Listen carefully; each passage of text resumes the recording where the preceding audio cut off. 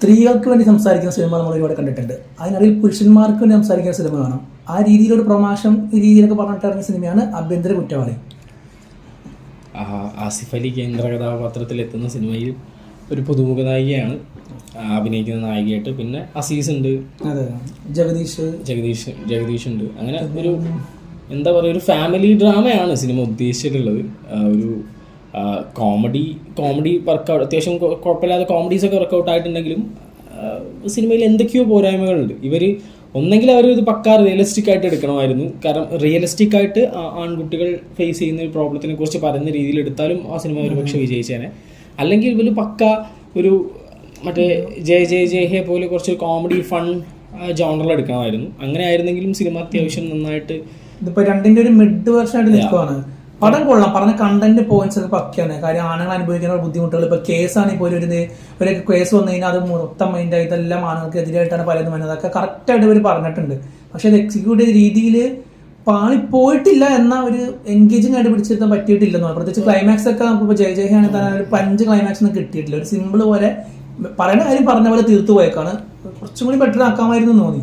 അത് ഇപ്പോൾ ചില ഡയലോഗുകൾ, കോർട്ട് സീൻസ് എന്നൊക്കെ ചോദിച്ച് ഡയലോഗ് പറയുന്ന ഡെലിവറി കാര്യങ്ങളൊക്കെ ഉണ്ട്. അത് കോർട്ടിൽ പറയുകയാണെങ്കിലും പറയുന്നത് നമ്മൾ കാണുന്ന ഓഡിയൻസിനോടാണ്.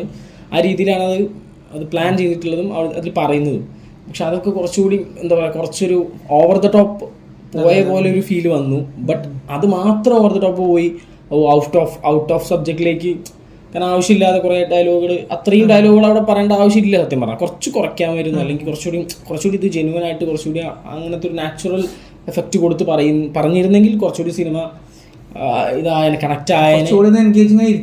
അതെ, പിന്നെ ഇതിന് വലിയൊരു കാമ്പും കഴമ്പും ഇല്ലായിരുന്നു. ഈ പെൺകുട്ടിയുടെ റീസൺ കുറച്ചുകൂടി അല്ലേ, ഇങ്ങനെ കുറച്ചുകൂടി വ്യക്തമുള്ള റീസൺ പ്രതീക്ഷിച്ചു. പക്ഷെ ഇതൊരു ലോജിക്കില്ലായ്മ അല്ല, എന്നാലും ഒരു അത്ര കണക്ട് ആയില്ല ആ റീസൺസ് കാര്യങ്ങള്.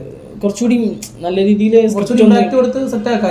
ബിൽഡ് ചെയ്യാമായിരുന്നു. കാരണം ഇതുവരെ ആസിഫ് അലി ചെയ്തപ്പോൾ ലാസ്റ്റ് റീസെന്റ് ഇറങ്ങിയ വർക്കൊക്കെ വെച്ച് നോക്കുമ്പോൾ ഇത് അതിന്റെ അങ്ങോട്ടൊന്നും എത്തിയിട്ടില്ല. ഇപ്പോൾ ലാസ്റ്റ് ഇറങ്ങിയ രേഖാചിത്രമാണെങ്കിലും ലാസ്റ്റ് ഒരു സർക്കിട്ടാണെങ്കിലും ഒക്കെ ഒരുപാട് സംസാരിച്ച സിനിമയാണ്. ബട്ട് ഇത് എന്താ പറയുക, ആ ഒരു ജോണറിൽ എത്തിയില്ല എന്നാണ് വേണം പറയാൻ. ബട്ട് കുഴപ്പമില്ല, മോശം പടമല്ല. കണ്ടേ നമുക്ക് മോശം തോന്നിയിട്ടുണ്ടായിരുന്നു. ഒരു ആവറേജ് പടം. ഒരുപാട് ലാഗുകളും കാര്യങ്ങളൊക്കെ ഉണ്ട് പടത്തിന്. അപ്പോൾ തിയേറ്ററിൽ പോയി കാണാൻ ശ്രമിക്കുക. കുറച്ച് നേരം ഫാമിലി ആയിട്ടൊക്കെ പോയി ഇരുന്നാൽ കുറച്ചുകൂടി. പിന്നെ അതേപോലെ കപ്പിൾസൊക്കെ കണ്ടിരിക്കേണ്ട ഒരു സിനിമയാണെന്ന് തോന്നുന്നു. അവരുടെ ബോയ്സിന് വേണ്ടി സംസാരിക്കുന്ന, ആൺകുട്ടികൾക്ക് വേണ്ടി സംസാരിക്കുന്ന ഒരു സിനിമ എന്നുള്ള ലെവലിൽ നമ്മളൊക്കെ പോയി കാണേണ്ട സിനിമ തന്നെയാണ്. അപ്പോൾ എല്ലാവരും തിയേറ്ററിൽ പോയി കാണുക. അടുത്ത സിനിമയുടെ റിവ്യൂ ആയിട്ട് വീണ്ടും കാണാം. ശരി, ബൈ.